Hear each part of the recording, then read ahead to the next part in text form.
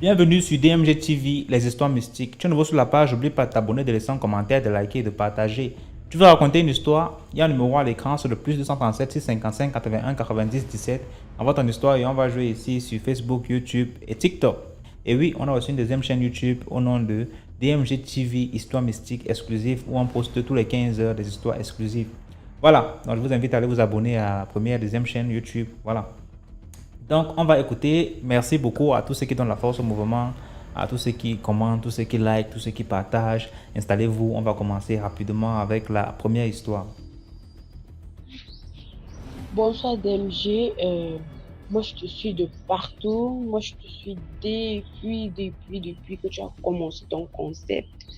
Vraiment, c'est un truc que j'apprécie beaucoup, ça m'édifie, ça édifie mes filles et ça édifie vraiment ma petite soeur parce qu'elle est accro à toi, elle écoute tes vidéos chaque jour. Quand elle a sa pause au travail, elle écoute tes vidéos. En fait, moi, je suis camerounaise et je suis à l'ouest du Cameroun. Je ne vais pas donner la ville, je ne vais rien donner parce que je ne veux pas trop que on me reconnaisse dans ce voice, en fait. Bon, mon histoire est une histoire un peu perplexe. Voilà. Euh, à cette époque, moi, je vivais encore en famille. J'étais quittée de chez mon mari. Mon mari, moi, on a eu les problèmes. Je suis quittée, je suis venue en famille avec mes deux enfants. Et avec le temps, j'ai économisé et j'ai ouvert une petite boutique. C'est-à-dire, je faisais le bayam salam. Quand au Cameroun, le bayam salam, on achète de tout, on va en forêt. On achète le planteur, la banane, l'huile, tout ça, on vient, on revend en ville. En fait, moi, j'avais ma boutique à côté de la maison. Je suis en route, hein. À côté de notre maison, j'ai pris une petite boutique là-bas et je vendais le bois en gros, je vendais les oignons, l'huile, tout ce que vous pouvez imaginer qu'une bayam salam vendait. Moi, je me défendais dans ça pour pouvoir nourrir mes deux enfants, pour que la charge ne pèse pas à ma maman en fait. Donc du coup, en face de nous, il y avait une femme qui était du Nigeria et elle était venue s'installer au Cameroun. Et elles étaient deux. Oui, elles étaient côte à côte. Par contre, j'étais à l'inverse d'elle. Donc, moi, j'étais de l'autre côté de la route et elles étaient de l'autre côté de la route. Donc, il y avait une grande route qui nous séparait. Et nous trois, nous faisons dans la même activité. On achetait les choses en gros, on vendait. Mais la seule différence, c'est que moi, je faisais dans les choses mouillées, c'est-à-dire l'huile, les condiments vers la tomate. Et elle faisait dans tout, c'est-à-dire l'huile d'arachide, le savon, le parfum, les condiments verts, DMG, ce que j'ai vécu là-bas, ce que j'ai vécu là-bas, Seigneur, Seigneur, quand j'ai commencé mon business DMG, façon que je ne vendais même pas, on ne me demandait même pas que celle-là fait même quoi là-bas. Je souffrais tellement DMG. Par contre, celle d'en face, elle vendait DMG, elle vendait. Et puis, elle arrivait chaque 5 heures, parce que chaque 5 heures, nous sortons, nous partons acheter la marchandise, on revenait. Elle est allée acheter elle sortait chaque 5 heures, elle partait acheter la marchandise. Ouais. Depuis l'année passée, quand l'école a commencé, moi je me levais chaque 5 heures pour apprêter le déjeuner des enfants. Je suivais comment elle chantait devant sa boutique, parce que sa boutique est juste en face de la maison, je vois. Et ma boutique est à côté de ma maison. Tu comprends un peu, non? Donc, elle fait quelque chose dans sa boutique. Moi, je suis dans la maison, j'écoute, j'entends tout. DMG, c'est comme ça que j'ai décidé de guetter. Nous, les femmes, avec la curiosité, j'ai décidé de guetter que chaque fois qu'elle va danser, je vais écouter ce qu'elle dit, je vais voir ce qu'elle fait. DMG, il y a les pratiques partout. Je dis bien partout. Chaque matin, elle arrive à 5 heures pile. Elle verse nous devant sa boutique. Elle trace la croix par là sur son mur. Elle baisse à l'intérieur. Je guette comme ça par le petit trou du portail. Je dis que c'est mieux si on m'attrape ici. Je vais dire quoi? Je guette. Et c'est comme ça que la journée est débutée. Elle vend. On prend un bout comme ça. Non, j'achète un casier de tomates. Elle achète 4. Elle vend. Elle paye les sacs de charbon. Elle vend. Moi, je suis là pour ça. Personne. Celle d'en face, même, un moment, elle a même fermé. Parce qu'elle ne vendait même plus. On ne demandait même pas qu'est-ce que tu fais là. Même un cube, elle me vendait plus. Vous allez m'excuser pour le bruit, je suis encore au travail. Et j'ai vraiment voulu partager avec vous cette idée, ce audio. Elle vendait tellement d'MG. Chaque jour, quand je m'asseyais dans ma boutique, je disais seulement à Dieu que Dieu, vraiment, ta grâce me suffit. Quand Dieu faisait trop, il me donnait mes 1 000 francs. Je disais merci Seigneur. Et je me réveillais très tôt. Je me réveillais à 3 heures. Je faisais le pain haché spaghetti pour vendre aux élèves parce qu'il y avait une école pas très loin de la maison. Donc, du coup, je me levais et puis j'arrangeais les ingrédients pour préparer mon nécessaire pour vendre. Donc, du coup, tout ce qu'elle faisait, moi, j'entendais. C'est comme ça que Lago faisait mes pratiques. Une maman, elle a une fille. On me dit qu'elle a une seule fille. Elle a une fille qui a peut-être 32 ans par là. Et moi, j'étais la plus petite de nous trois. L'autre a même fermé parce qu'elle n'arrivait même pas à vendre des MG. C'est comme ça qu'un jour, en plein midi, Lago commence la folie. Elle se marie, se déshabille. Elle commence une folie extrême. Elle crie dans tous les sens. Elle bavarde, elle chante, elle crie, elle pleure, elle se déshabille. Moi, de mon côté, j'entends les pleurs, je sors et je dis, mais qu'est-ce qui se passe? On me dit que ta voisine est devenue folle. Je dis, comment ça? On me dit que non, elle est devenue folle. Je sors, je dis que Seigneur, ça c'est quoi ça? La femme se déshabille, elle bavarde. Oui, j'ai compris. Ouais, je ne dois plus faire ça. L'eau que vous m'avez donnée là, j'ai utilisé, peut-être j'ai mal utilisé. Je suis désolée. Épargnez ma vie. Donc, ce sont les mots qu'elle racontait. Donc, je suppose qu'aujourd'hui, elle est devenue folle. Ça se dit partout, on raconte partout que fait ses selles, elle mange ses excréments, elle est devenue vraiment inaccessible. Donc franchement, elle est finie. Donc du coup, c'était ça ma petite histoire, juste pour dire aux femmes, à nous les femmes, vraiment, méfions-nous. Et l'envie n'est pas bonne. Imaginez un seul instant si je l'enviais et que j'allais demander que donne-moi ton secret. Peut-être elle pouvait me donner quelque chose de plus pire que elle. Donc, c'est pour dire que partout là, il y a les mauvaises choses. Donc, c'était ça ma petite histoire. Partagez, likez et surtout abonnez-vous, commentez. N'hésitez pas. Merci beaucoup pour l'histoire et là on passe à la deuxième histoire. Allô DMG, bonjour la communauté DMG. Je suis une veuve, mère de 2 enfants. Il y a l'année passée, j'ai croisé un grand homme avec 3 enfants et lui, il me faisait comprendre qu'il est divorcé. Donc, comme je voyais que c'est un homme responsable, moi, c'est un pas à cause de son argent, parce que moi-même, j'ai mon petit, je me débrouille, j'ai mon argent. Et on a commencé la relation. Mais avant de commencer même la relation, j'avais fait un rêve où je pleurais dans le rêve. Et je me disais de voir là où je mets mon pied, de voir là où je mets mon pied, au lieu de me patienter, et Dieu va me donner l'homme de ma vie, de voir là où je mets mon pied. Et je me suis entêtée, j'ai commencé la relation. Oh, c'est pour ma première fois, je fais un rêve, je pleure jusqu'à ce que je ne sursaute avec des larmes. Mais je me suis entêtée continuer la relation. Et au mois de décembre, la veille des fêtes, le 31 décembre, le monsieur m'appelle d'urgence qu'il va dans son village natal. Et arrivé dans son village natal, il quittait notre localité aux environs de 17h jusqu'à arriver dans leur village natal aux environs de 0h. C'est lorsqu'il est revenu de là, le monsieur, mais lui-même, il ne venait plus chez moi. On ne sortait pas, qu'il est constamment occupé. Certes, je sais qu'il est occupé, mais nous sommes tous dans la même ville. Au fait, avant de venir, c'est juste au plus 1 kilomètre qui nous sépare. Mais lui, tu peux pas aller chez lui comme ça, tu dois l'appeler, le prévenir. Et ce qui me fait chose, il n'a pas de ménagère, ne serait-ce que venir un week-end prendre soin de ces choses, alors que il est constamment occupé. Et c'est lui-même, quand il est à la maison les dimanches, qui fait tous ces ménages. Et un jour, euh,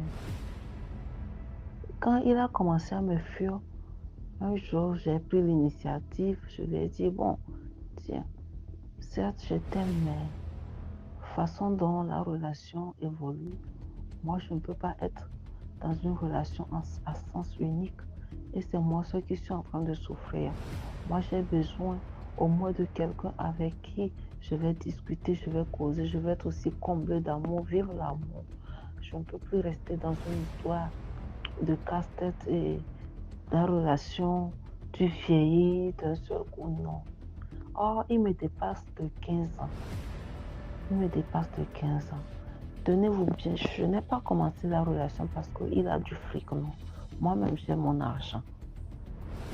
J'ai mon argent. J'ai mes jobs, je fais beaucoup de choses. J'ai mon argent. Et un jour, quand j'ai pris la distance, un jour, il m'appelle qu'il veut me voir pour qu'on discute. Et réellement, on s'est vu.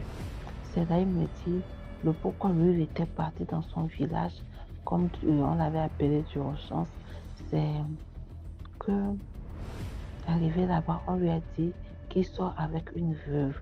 Or, ils ne sont pas compatibles. Nous ne sommes pas compatibles. Nous avons le même statut. C'est là que je demande comment nous avons le même statut. C'est là il me fait comprendre que lui n'est pas divorcé, il est veuf. Il est veuf. Je dis non. Pourquoi? Moi, depuis le premier jour, tu m'as abordé. Je t'ai dit, je suis veuve. Pourquoi tu m'as caché la réalité? Que non, lui ne voulait pas que je me dise que la place m'est déjà acquise. C'est pourquoi lui me cachait cette vérité. Mais ça ne m'a pas convaincu. Ça ne m'a pas convaincu. Avec le temps, j'ai compris que bon, la relation, moi, j'ai préféré rester dans mon coin et j'ai fait un jour à mon Dieu que plus jamais, à moins que lui-même me révèle que celui-ci, c'est pour le mariage. Parce que, de la façon dont j'ai souffert, je ne veux plus souffrir encore. Et un jour, une maman m'appelle que ma fille, tu te querelles avec un homme? Je dis non maman, que tu te querelles avec un homme. Sinon ce que j'ai vu dans mon rêve te concernant, ce monsieur, j'ai vu un monsieur qui était, depuis le début de votre relation, il n'était pas venu pour une bonne cause. Le dernier coup fatal, c'est ton mari qui a dû intervenir. C'est ton mari qui est intervenu. Je te conseille de beaucoup prier et de quitter dans ça. J'ai souri, j'ai dit d'accord, merci maman, que Dieu vous bénisse. Et c'est comme ça, moi je l'ai à un moment, je le vois en ville, il fait ses shows alors qu'avec moi il n'avait pas de temps. Et moi je l'ai bloqué. Mais voyons un moment quand je l'ai pardonné, moi je me dis bon, pourquoi me bloquer un jour où j'aurai besoin de lui comme il aura besoin de moi. Parce qu'il est aussi influent dans la société. Il aura besoin de moi. Et ainsi, je l'ai débloqué. On était en train de causer, on cause, on discute. Il y a de cela un mois, il avait cherché à me voir. Et je l'ai donné, le même jour, j'ai dit non, je ne serai pas dispo.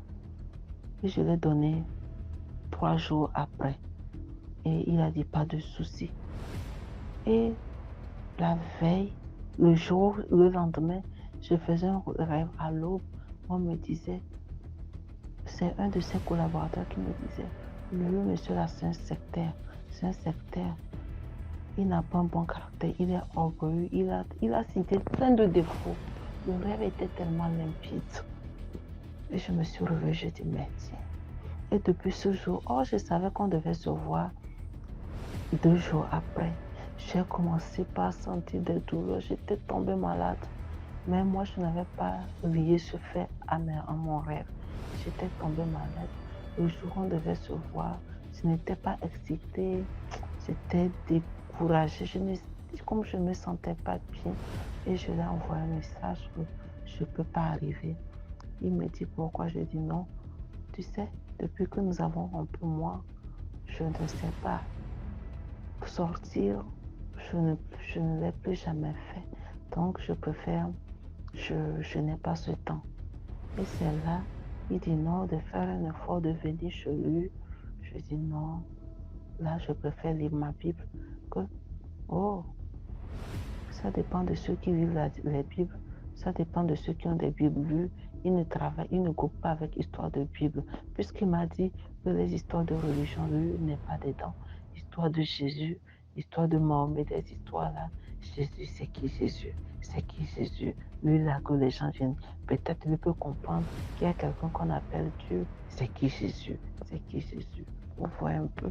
Et quand j'ai raccroché avec lui, j'ai compris que je me suis dit non, lui là, c'est pas, dans mon fort intérieur, j'ai dit non, celui-là, c'est pas une bonne personne. Et j'ai coupé court. Et quand j'ai coupé, je ne suis pas allée.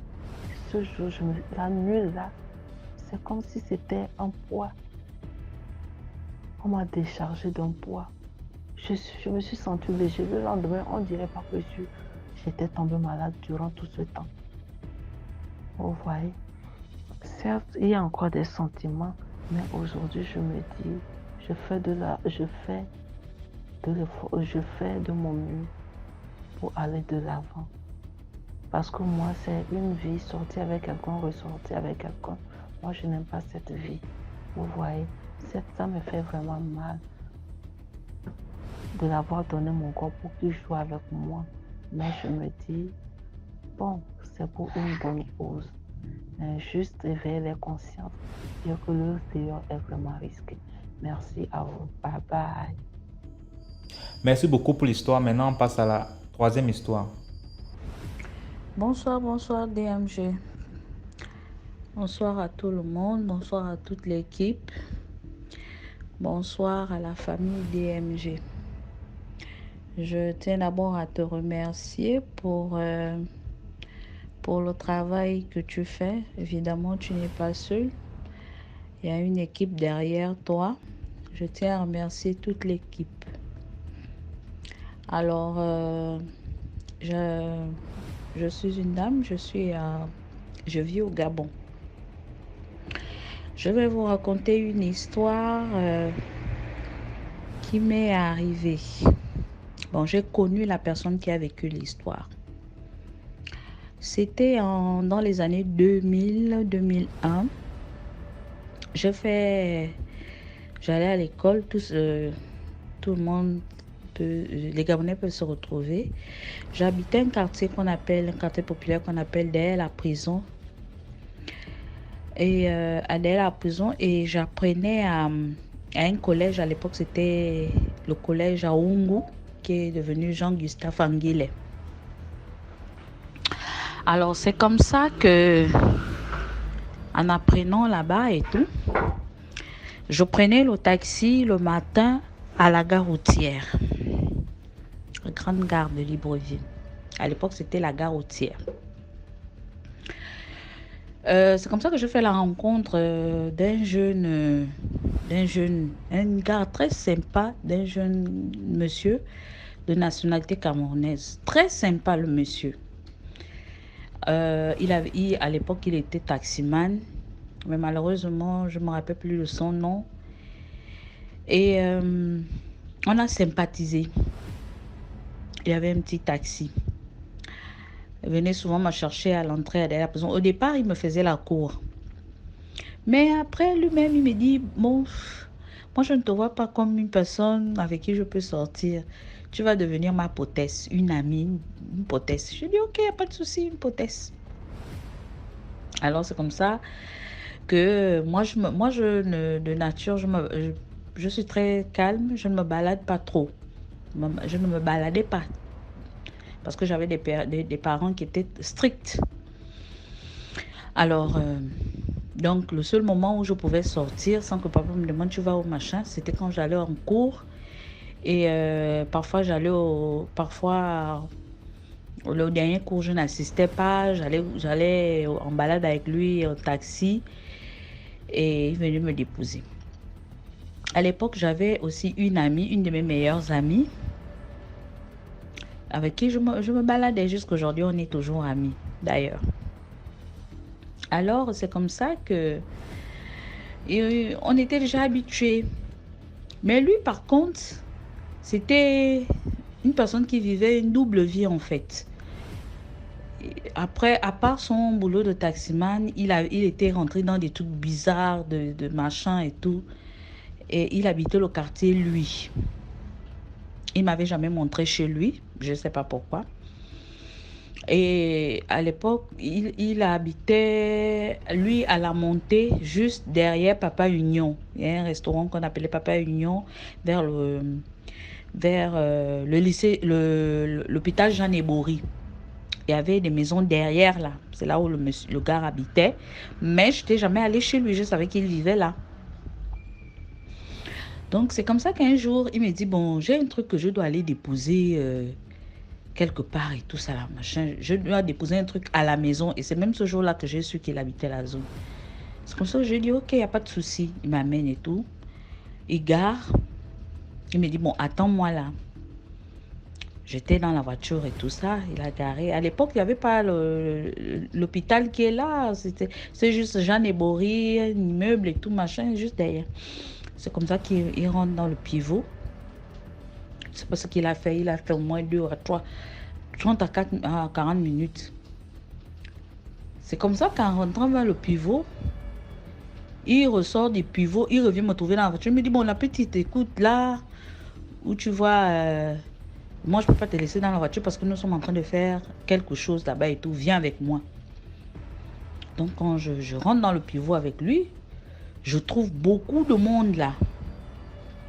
Donc, aussi des blogueurs, des personnes qui sont devenues des blogueurs camerounais aujourd'hui. Bref. Je les trouve là et tout. Tu sentais qu'ils avaient beaucoup d'argent. C'était tous là, ils étaient en train de discuter de je ne sais pas quoi et tout, machin. Mais dans leur langage, tu savais qu'ils avaient fait un coup à une personne, une personnalité du pays. Avec des filles, avec des hommes et tout ça. Moi, gamine que j'étais, parce que à l'époque, je pouvais avoir 18 ans, 19 ans. Gamine que j'étais, je les... Bon, moi, ça ne me regardait pas. Hein. Je les regardais, ils étaient en train de... Oh, machin, machin. Vraiment une mallette d'argent. Une mallette. À l'époque, il y avait l'argent au pays. C'est comme ça que le gars, il a terminé de faire ce qu'il avait à faire là. Il a dit aux gens, bon, moi, j'arrive et tout, j'ai un truc à faire et tout. Comme ça qu'il me dit, bon, allons, on part. Il me fait monter dans la voiture. Après, je lui ai posé la question, il dit, ça c'est qui? Pourquoi ça c'est qui? Et tout. Il me dit, non, tu es trop petite pour entrer dans ce monde-là. Tu es trop petite pour rentrer dans ce business-là. Je ne peux pas t'entraîner là-dedans. Je te connais, tu es très fragile. Je ne peux pas t'entraîner là-dedans. C'est comme ça qu'on a terminé la soirée et tout. Quelques temps après, on se fréquentait toujours. Il venait et tout. Il vient à Oungu. Ça m'achète les jus et tout. Ça groove et tout. Machin avec ma copine et tout. Il vient nous chercher en taxi. Ça rigolait. Donc, c'est comme ça que, quelques temps après, moi, j'ai eu des problèmes à la maison familiale. Je déménage, je m'en vais rester chez ma grand-mère. En allant rester chez ma grand-mère, chez ma grand-mère, j'avais plus de liberté. Donc, en allant rester là-bas et tout ça, je sortais. Maintenant, il m'avait déjà... C'est comme ça qu'il me fait la remarque. Ah, la petite, tu sors maintenant la nuit? Je dis, oh, allons. Il m'entraînait un peu maintenant dans le monde de la nuit et tout ça. Mais ça parlait toujours de oh, la frappe, oh, machin. C'est là où j'ai maintenant su le mot de Féman. Comme ça que j'ai maintenant compris le nom Féman. C'était un monde que je ne fréquentais pas, mais c'était lui qui m'avait amené dans ce monde-là. Oh, fait Manon, machin. On a frappé, on a... C'est comme ça que je lui pose des questions. Il me dit, non, Feman, c'est comme ça, comme ça. Il m'explique. J'ai dit, ah, toi, si tu es dans un truc, il me dit, ah, petite, tu veux voler, c'est comme ça, hein, machin et tout. J'ai dit, ok.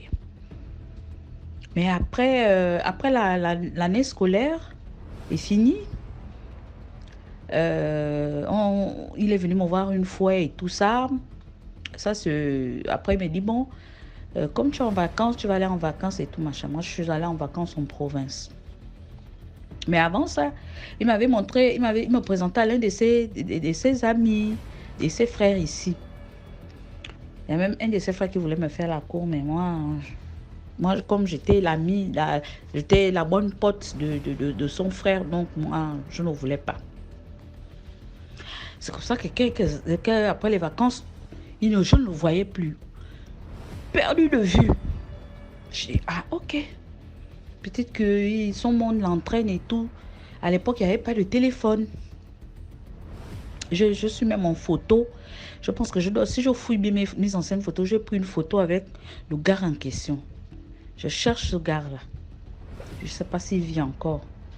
Alors, c'est comme ça que quelques années après, on est allé en troisième, on machin, en seconde, tout. Quelques années après, je sortais, j'allais faire les courses quelque part dans un magasin et tout ça. Je vois une personne qui... Pourtant, j'étais mince à l'époque, mais là, maintenant, j'ai pris du poids parce que, voilà, la maternité et puis toi. Je vois quelqu'un qui me poursuit. Madame, bonjour. Je regarde, je dis, oui, bonjour, c'est quoi? Il dit, tu n'es pas l'ami de tel. Je dis, si, à l'époque, machin. Il me dit, mais je l'ai reconnu. Ah, la petite, comme ils, tous dans leur bande-là, que j'ai fréquenté pendant au moins 1 an, m'appelaient la petite. Parce que j'étais vraiment la gamine. Et j'étais naïf. Il me dit, oh, la petite, machin, ça va et tout, machin. Ah, ça, la petite, vraiment, tu as grossi. Je dis, merci. Je dis, oh, mais tu as encore ton magasin à tel endroit. Il me dit, ah non, après, je suis partie au Cameroun. Je suis partie, j'ai fait peut-être 5 ou 6 ans, j'étais au Cameroun. Le temps, machin, mon père est décédé et tout. C'est comme ça que je lui pose maintenant la question que, mais mon bon grand frère, il est où en fait? Parce que je ne le vois pas, je ne le croise plus et tout, rien, pas de nouvelles. C'est comme ça qu'il me dit, bon, tu as le temps. Je dis, oui, j'ai le temps, il n'y a pas de souci. Il me dit, bon, ok. Il a fait ces courses-là et tout. Il m'a embarqué dans la voiture. Je lui ai dit, ah, tu es toujours dans le taxi? Il me dit, oui, j'ai au moins déjà 4 ou 5 taxis en circulation ici et tout. Moi, je me sens à l'aise ici, au Gabon et tout, machin. Toi, tu connais. Je dis, ok. C'est comme ça qu'on va s'asseoir dans un bon petit coin. Il me raconte maintenant la vie de mon pote là, de mon bon grand. Il me dit non. Il me dit, ah, la petite, la vie de Feman là. Je te dis pas. Il a dit, là où tu me vois là, j'ai failli partir. Je dis, comment ça? Il me dit, tu te rappelles et tout, la dernière fois qu'on s'est vu, on était sur un dossier. Je dis, oui, je sais que vous faites des frappes. Il dit, oui, on faisait des frappes. On faisait des frappes de 7, 8 millions, même 10 millions, on faisait des frappes. Il faisait ces frappes-là au grand bonnet du pays. Vraiment les bonnets du pays. Bref, je ne rentre pas là-bas. Mais dis non, c'est comme ça qu'on s'est préparé pour faire une frappe chez tel du pays. Je dis quoi? Je dis mais le monsieur, on ne s'amuse pas avec lui. Mais il dit, ah, on a quand même voulu s'aventurer d'abord parce que il faisait partie des 10 ou des 15 ministres qu'on n'avait jamais machin frappé. Parce que on les avait frappés. Je dis, oh, c'est comme ça qu'il me dit, non. On a organisé un truc et tout, nanana. C'est comme ça que le truc, machin, ça commençait déjà à aboutir. Ça même abouti. Le patron là, machin, il nous remet, moi je ne peux pas trop rentrer dans les détails en fait. C'est comme ça qu'il nous remet la somme qu'on doit aller faire telle ou telle chose. On a pris la somme, c'était presque 50 millions. Mais quand le monsieur remet la somme à ton bon grand, il dit à ton bon grand que la somme, mon argent que je te donne là, c'est un argent de souffrance. Tu ne sais pas comment je gagne mon argent. Je te remets ça, tu vas me faire ce que tu m'as dit que tu allais me faire et tout. Après, le résultat de ça, il faut que je... Oh non, il n'y a pas de souci, patron, toujours vous allez voir et tout, c'est machin. C'est comme ça qu'il prend l'argent. Quand il prend l'argent, il vient chez eux. Comme eux, ils travaillaient en groupe, ils se partagent l'argent. Le gars bouge, il part. Plus de nouvelles. Donc, c'est comme ça que le grand patron et tout paniquait parce que c'était l'argent aussi qu'il est allé faire un prêt quelque part. Et puis, c'est comme ça que le grand patron, d'après ce qu'il me dit, parce que quand lui-même il est aussi parti à la recherche, aller chercher ce qui n'allait pas, c'est ce qu'on lui raconte là-bas. Alors c'est comme ça que le patron va quelque part ici, et puis arrivé là-bas, il dit voilà. C'est comme ça que le patron, on fait un truc au patron là-bas, mais c'était déjà l'argent travaillé déjà dès le départ. Donc le patron est parti, il a dit, ah, heureusement que j'avais préparé l'argent là dès le départ. Donc je m'en vais seulement confirmer. S'il revenait me rembourser l'argent, le truc là n'allait pas frapper. Mais comme il est parti là, il a fui avec mon argent. Frappe toutes les personnes qui ont touché ne serait-ce que 100 francs de cet argent là. Tu vas frapper ces personnes là pendant 30 ans. Cet argent qu'on m'a pris là, pendant 30 ans, les personnes doivent en pâtir de cet argent-là qu'on est venu prendre, que je l'ai donné. Donc, il m'a fait une frappe, c'est un féman. C'est comme ça que le patron l'a fait. Il me dit, mon bon grand tombe gravement malade, là-bas au Cameroun. Malade.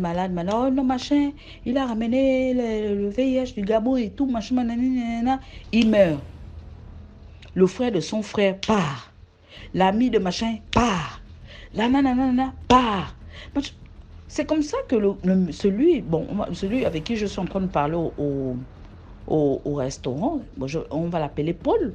C'est comme ça que Paul se rend compte que, mais attends, la bande qu'on avait, voilà machin, et la moitié de la bande en train de mourir bête comme ça, je ne sais pas machin. C'est comme ça que lui aussi, il commence à tomber malade. Lui, il a eu le réflexe. Parce qu'à l'époque, son père vivait.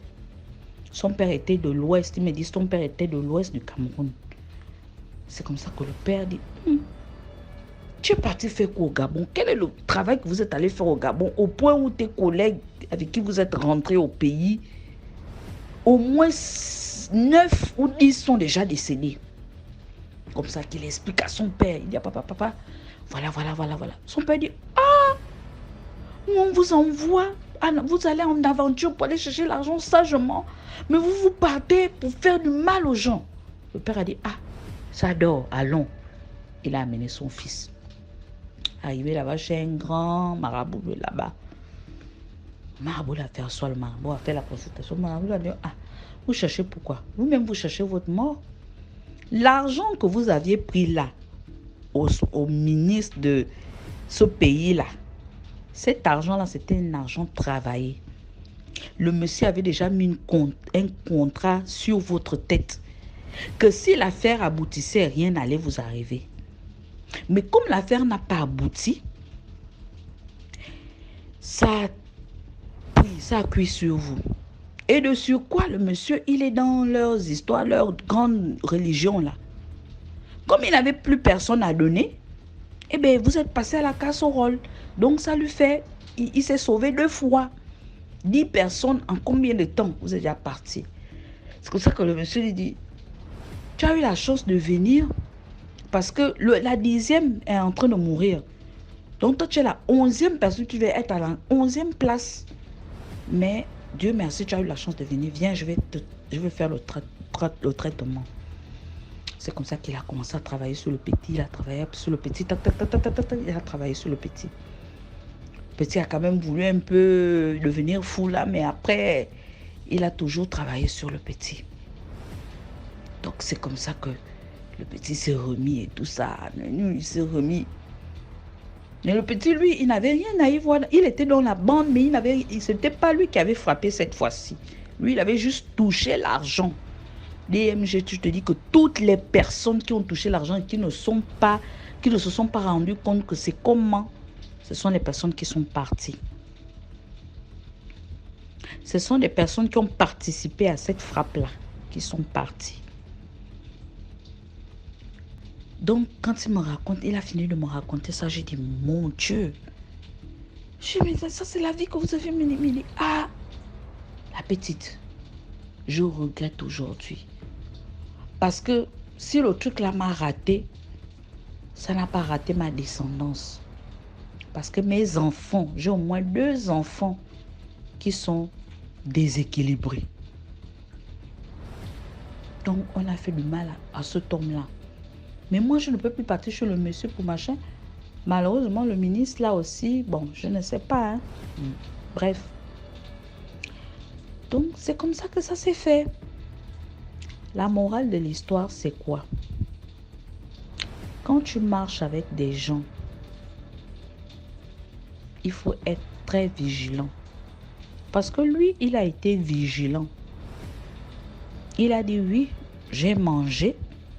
Mais je remarque que toutes les personnes qui ont mangé avec moi sur cet argent-là sont en train de mourir.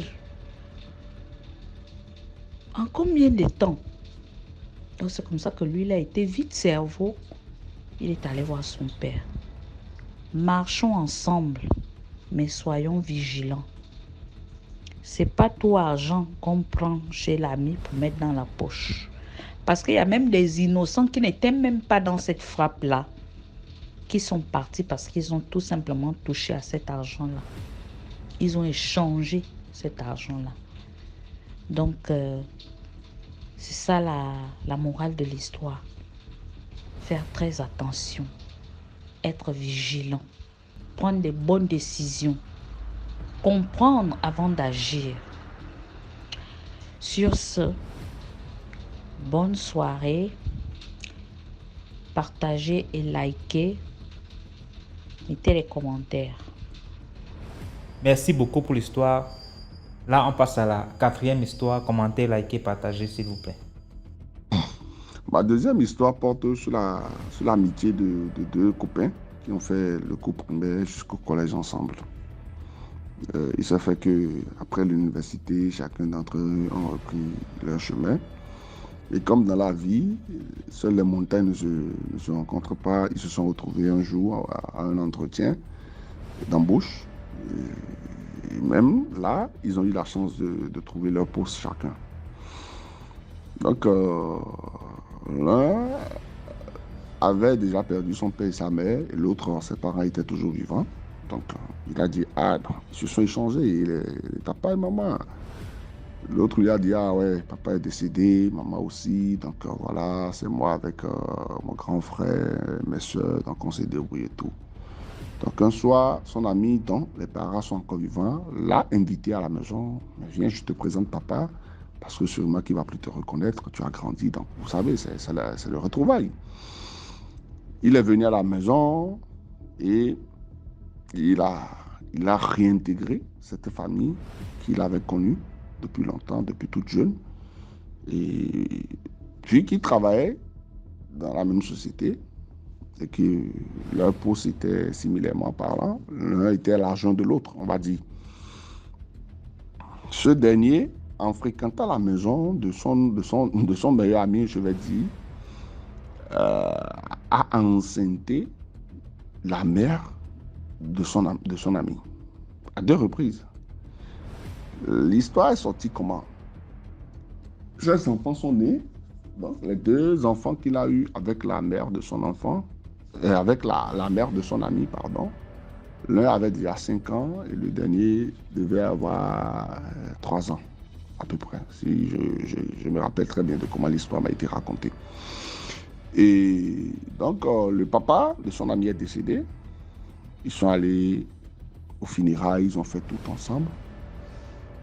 Le jeune garçon, son ami, je vais dire, avait demandé permission pour aller faire des choses personnelles. Donc, il n'avait pas précisé à qui que ce soit quand est-ce qu'il allait rentrer. Et à sa grande surprise, il rentre. Et qu'est-ce qu'il voit? Il voit son ami qu'il a réintégré dans sa famille en train d'embrasser sa mère. Ça veut dire quoi?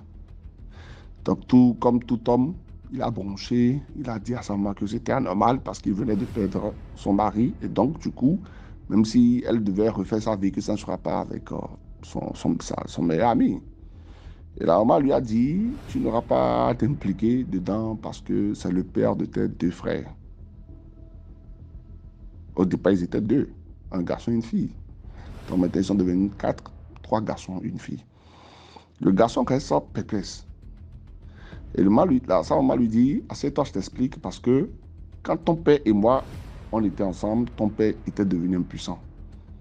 Et ton ami et moi, on arrivait à bien s'entendre. Quand tu l'envoyais à la maison, te chercher des trucs, on se parlait très bien, on a commencé par se fréquenter. Donc, les 2 enfants que j'ai eus sont de lui. Et ton père ne l'a jamais su parce que, étant impuissant, je courais quand même pour qu'il se lève, quand même pour que quelque chose se passe. Donc, de temps à autre, il arrivait à faire 1-1. Vous savez de quoi je parle. Donc, si aujourd'hui ton père n'est plus, tu peux considérer ton ami comme ton père. Donc, le gars dit, jamais, miette, ça ne va pas arriver. Ils se sont menacés, ils se sont dit des trucs. Et son ami qui a enceinté sa maman est parti. Et lui, il ne voulait plus parler à sa maman. D'ailleurs, il prend ses affaires, il sort de la maison. Et il appelle sa soeur qui est mariée. Ah, voilà ce que je viens de découvrir à la maison et voilà ce que mon maman m'a dit. Qu'est-ce qu'il fait? Tellement il était dans la cause de se venger de ce que son ami a fait, qu'il est allé voir quelqu'un à qui il en est parlé. Et cette personne lui a donné pour conseil de tuer son ami qui avait enceinté sa maman. Donc, il avait remis une certaine portion de poison qu'il devait mettre dans l'eau ou dans de la nourriture pour que son ami boive. Mais la conduite a tenu pour le fait qu'il devait garder son calme, sa patience et revenir à la maison. Il fait comme si de rien n'était, rappeler cet ami-là, essayer de faire la paix avec lui afin de pouvoir l'empoisonner. Et c'est ce qu'il a fait. Il a appelé son ami, il a appelé sa maman, ils se sont assis, ils ont parlé, ils ont dit « Ok, j'ai compris, tu ne pourras pas être mon père, tu seras le père des enfants, de mes frères, mais pas mon père, donc on va continuer à garder notre relation, même si c'est difficile. » Donc, tout s'est bien passé, et comme ils ont l'habitude de boire ensemble, d'après son ami qui a enceinté sa maman, bon, la situation s'est rétablie. Donc, ils étaient là. Rapidement, il détourne l'attention de son ami et il met un peu de la portion qu'on lui a donnée dans le plat de son ami. L'ami ne savait pas. Donc, à un moment donné, il a voulu boire sa boisson, je ne sais pas si c'était sa nourriture, et son portable a sonné. Donc, il s'est levé. Quand il s'est levé, il est parti prendre son téléphone. Il y avait l'enfant de sa sœur qui était là. Donc, vous connaissez les enfants. Ils ont l'habitude de puiser dans les plats des grands. Donc, c'est comme ça que l'enfant est venu prendre un morceau de poisson ou de viande dans le plat de ce dernier et a commencé par manger. Lui aussi, il s'était levé de la table. C'était au fait sa façon pour lui de chercher un alibi pour qu'on ne dise pas qu'après, quand son beau-père s'est levé, disons son ami qui est devenu son beau-père s'est levé, qu'il restait que lui à la table. Donc, c'est l'enfant de sa soeur qui est venu prendre le poisson ou la viande, je ne me rappelle plus trop de c'était quoi, dans le plat et qui mangeait. Donc, quand il est revenu, il dit « Pourquoi tu manges là, dans le plat de tonton ?» Et l'autre dit « Non, c'est pas grave. Bon, de toute façon, j'ai plus d'appétit, donc laisse-le manger. » Il dit « Non, il ne peut pas manger, parce que s'il mange, il va mourir. » Ça m'a dit « Comment? S'il mange, il va mourir. » Il dit « Oui, parce que je suis tellement fâché contre lui, après tout ce que tu m'as expliqué, que les 2 frères, que les 2 enfants que je prends pour frères sont des enfants que tu as eu avec mon ami. Donc, je suis allé voir telle et telle personne qui m'ont conseillé de faire ça. Ils m'ont remis un certain médicament que j'ai mis dans la nourriture. Histoire. Finalement, Ils ont amené l'enfant à l'hôpital, mais l'enfant avait déjà commencé par avoir le ventre ballonné, le ventre très enflé.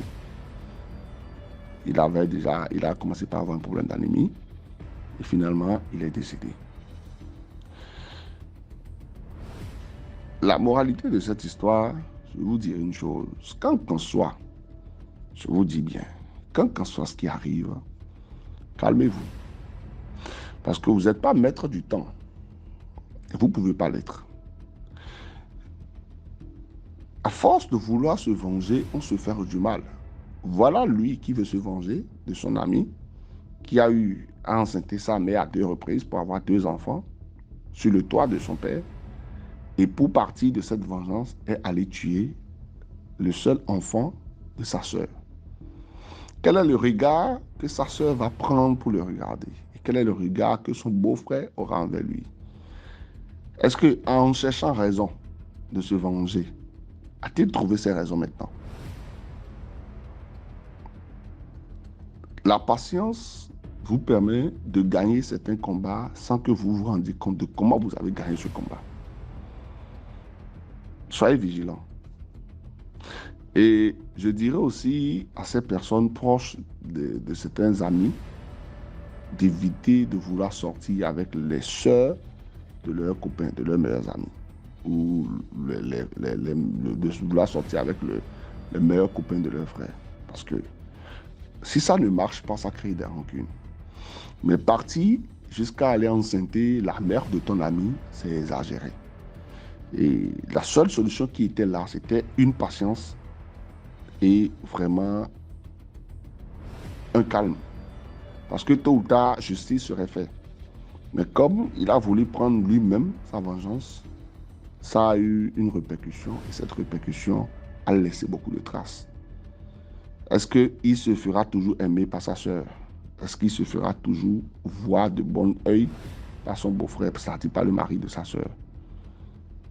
Qui lui fera confiance désormais? C'était ma part de deuxième histoire. Merci beaucoup. Merci beaucoup pour l'histoire. Maintenant, on passe à la 5e histoire. Bonjour DMG, bonjour à toute la grande communauté DMG, likez, partagez, commentez, afin que tout le monde soit unifié. Je reviens aujourd'hui avec une histoire, c'est l'histoire que j'ai vécue personnellement. C'est l'histoire de ma fille. À l'époque, en 2013, ma fille avait 5 ans. Elle avait 5 ans, elle était en classe de première année.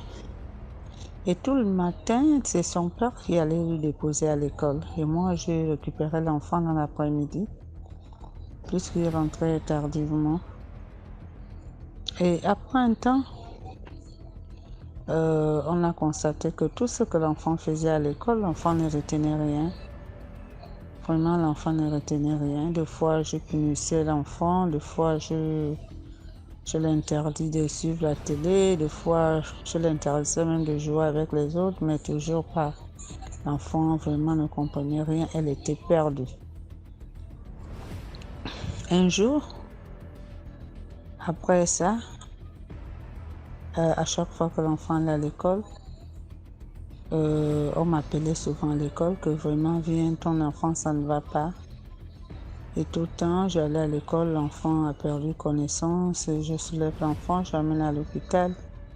Avant ça, je demandais d'abord aux maîtresses qu'est-ce qui s'est passé. Les maîtresses disent non. L'enfant en plein cours, l'enfant assis sur le banc, on voit que l'enfant a perdu connaissance, elle n'est pas là, ce sont les autres camarades qui vont alerter que tel est tombé. Et quand la maîtresse accourt, vraiment l'enfant n'est plus. Et on soulève l'enfant, on amène l'enfant à l'infirmerie et là-bas on m'appelle. Ça s'est passé 3 à 4 fois comme ça. La première fois, on se disait que c'était un truc passager comme ça. Vraiment, la première fois, j'ai paniqué.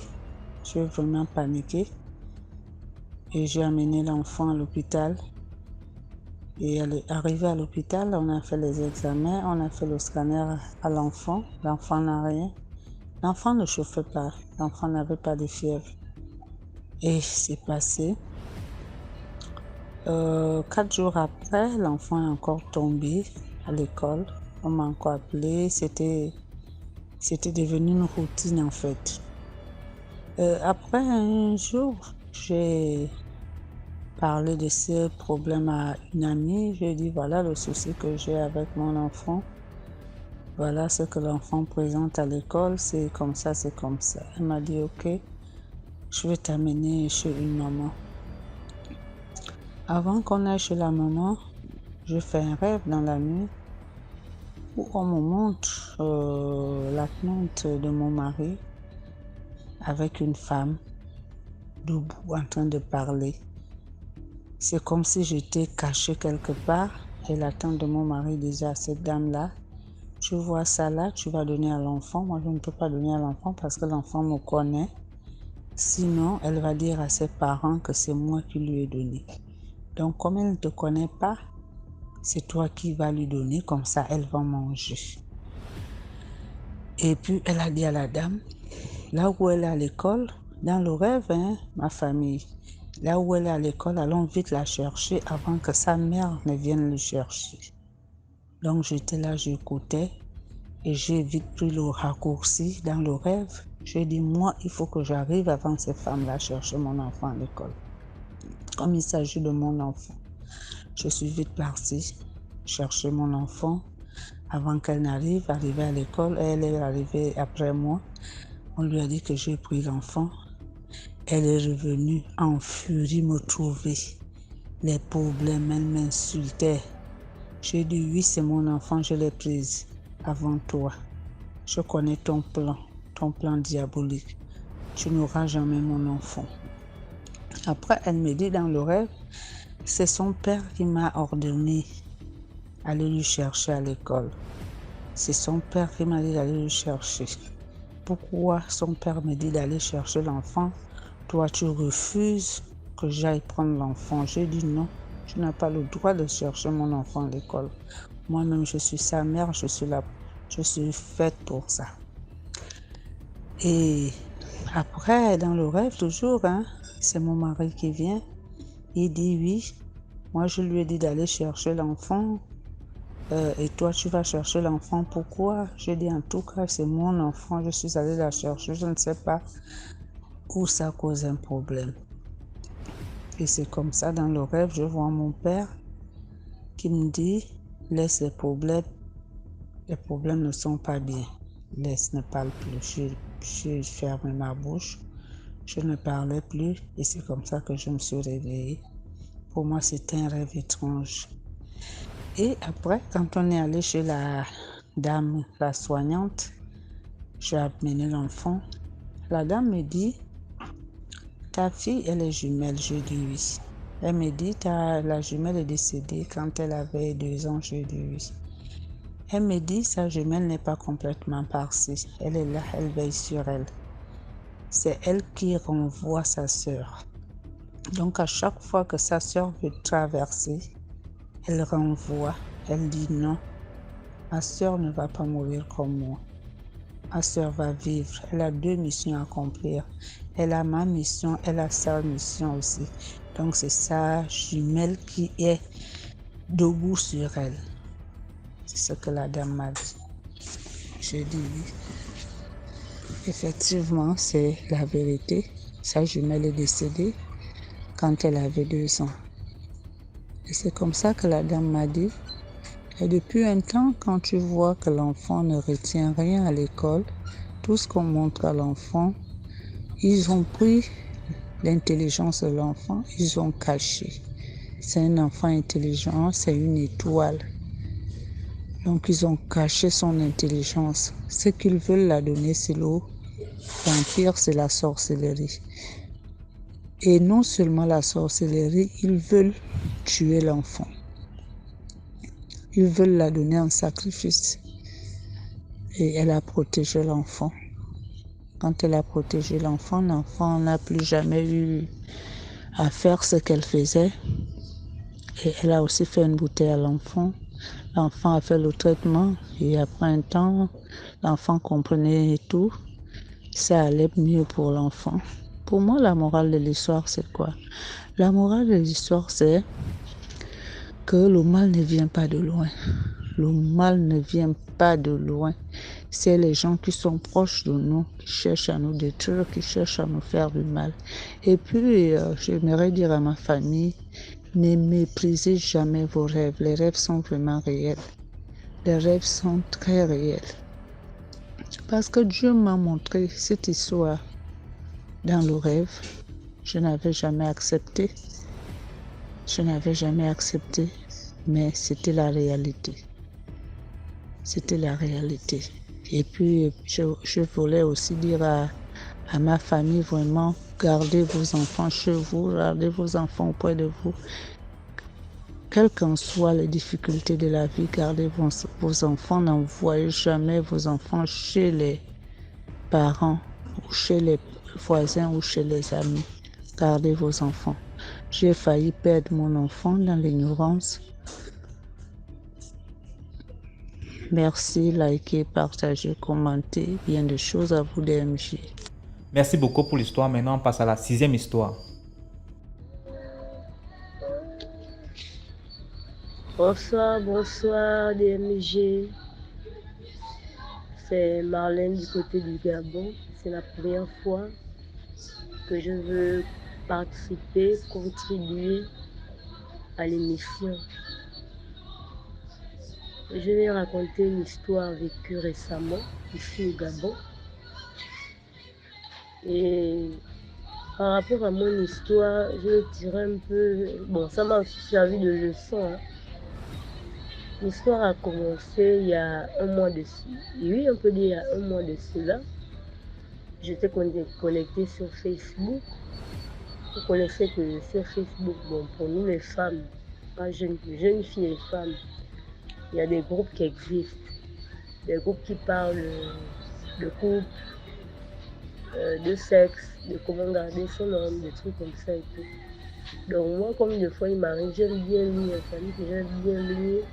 Je peux ne pas participer, je peux adhérer à des groupes et puis surtout de lire, genre histoire de, comment dirais-je, d'avoir un peu plus de connaissances de groupes que je ne connais pas. Donc il y avait un groupe comme ça, c'était un groupe de femmes, c'était un groupe de femmes du moment, je étais ensemble, bon, c'était le moment Luna, c'était mon mémoire, cette dame en question. Donc, elle a mis sur son profil, chaque jour elle mettait des sujets. Et le sujet qu'elle avait placé disait si actuellement vous avez des quelconques problèmes dans le foyer et tout, mettez OK. Donc, mon erreur à moi, c'est juste d'avoir mis le OK. Et quand j'ai mis le OK, j'ai fait OK.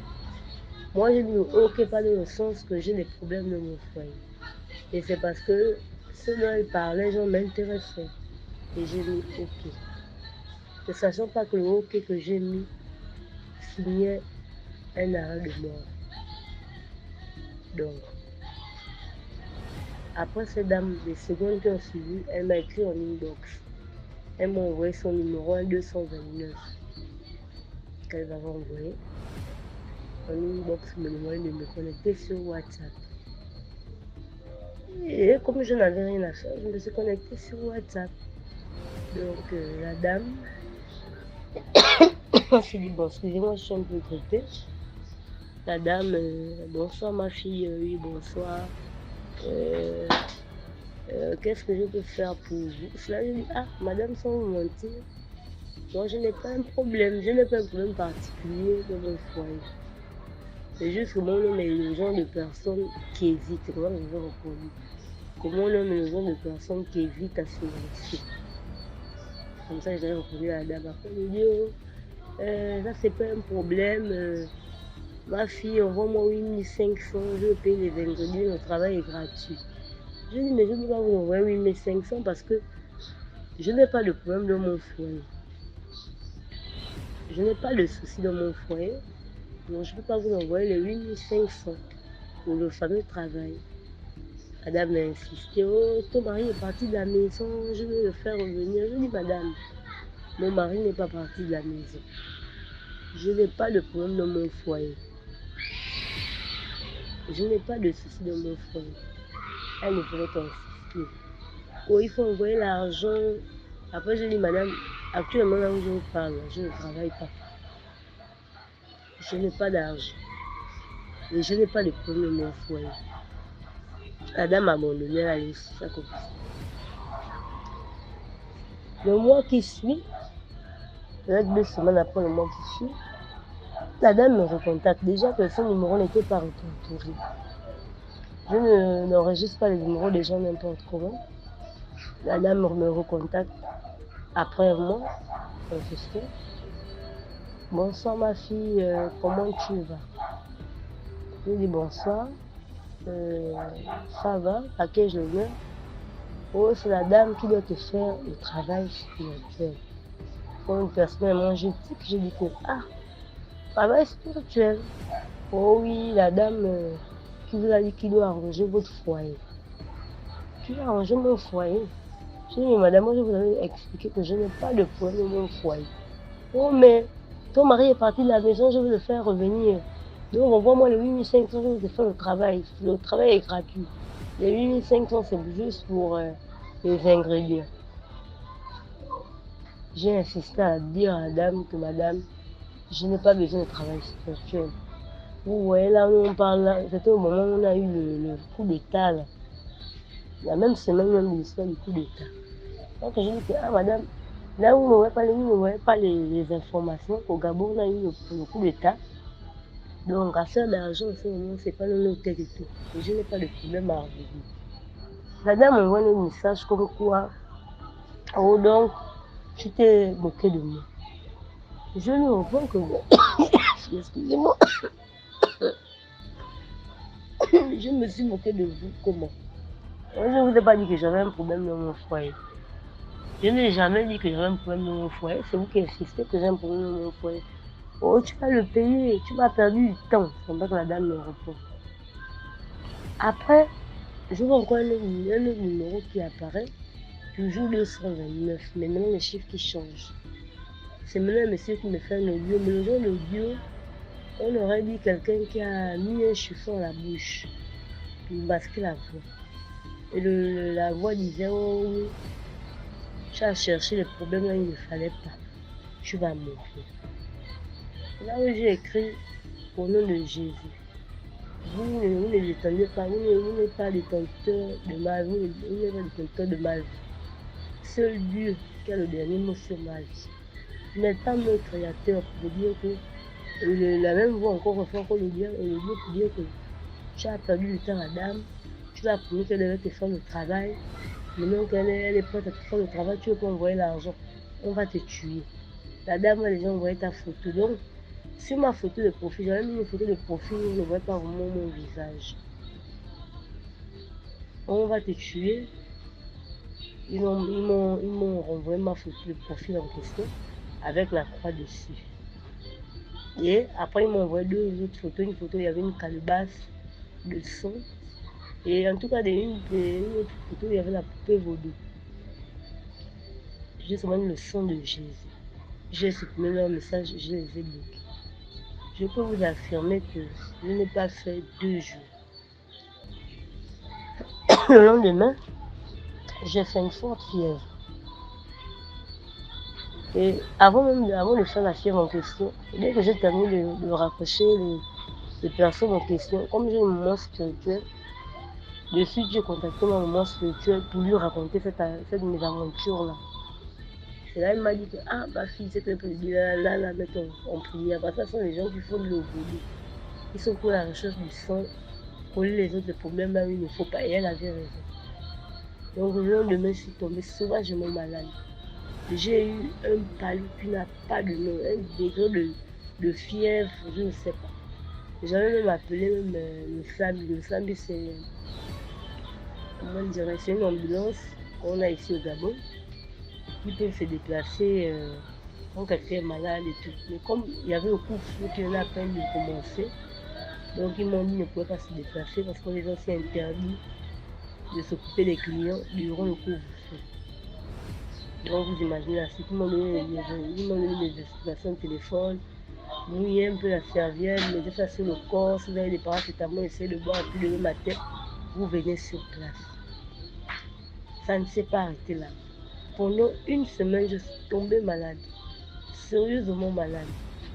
Donc quand j'avais commencé à faire la forte fièvre là, ma mère spirituelle m'avait appelé dans la même nuit pour me dire que là où je te parle, il y a un combat qui est en train de se faire, les démons contre les anges à cause de toi. La dame est en train d'invoquer les esprits. Est-ce qu'elle ne t'a pas envoyé une photo? Parce que moi, je vois ici, là, en esprit, je vois une ta photo. Ils ont mis la croix dessus. Et il y a un bocal de... Excusez-moi. un bocal où il y a du sang. Et une poupée vaudou et tout. J'ai dit ça. Ils m'ont envoyé tout ça là. C'est comme l'esprit me montre qu'ils t'ont envoyé. Ils sont en train de pratiquer le vaudou en ce moment. Donc, la morale de cette histoire, je vais devoir m'arrêter là. Une semaine en question, je peux pas vous mentir que j'ai vraiment subi. C'était des fortes fièvres malgré les médicaments que j'ai pu boire. Quand j'ai commencé à vomir, je vomissais du sang. J'ai vomi du sang pendant 2 jours. C'est-à-dire qu'une fois je me mettais à vomir, le sang était dans ces vomissements. Donc ma mère spirituelle a combattu pour moi. Et elle m'a aussi mis sur le travail spirituel. Il fallait me mettre en prière, lire des psaumes et tout ce qui suit. Donc je vais m'arrêter là. La morale de l'histoire, c'est pour dire que actuellement, le diable est vraiment dans les rues. Que ce soit de nos pays, de nos villes, pire sur les réseaux sociaux. Donc, nombreux groupes que vous voyez actuellement là, il y a de la négativité là-dedans. Il y a énormément de négativité. Il y a des gens de vaudou qui sont transformés là-dedans. Soit-disant, ils règlent les problèmes de couple pour après te faire des chantages. Donc mes frères, mes soeurs, parce qu'il n'y a pas que les femmes aussi qui peuvent vouloir pas m'arranger des problèmes de couple. Ça peut aussi arriver à moi, un frère. Mes frères, mes soeurs, faites très attention. Parce que les réseaux sociaux sont vraiment dangereux. Principalement, moi je m'adresse surtout pour Facebook. Je m'adresse surtout à Facebook. Les réseaux sociaux sont vraiment dangereux. Donc c'est un peu ça. Je vais vous lire en commentaire. Je prie l'Éternel de nous protéger contre les attaques du diable, parce que vraiment le diable est là. Il est parmi nous. Merci beaucoup.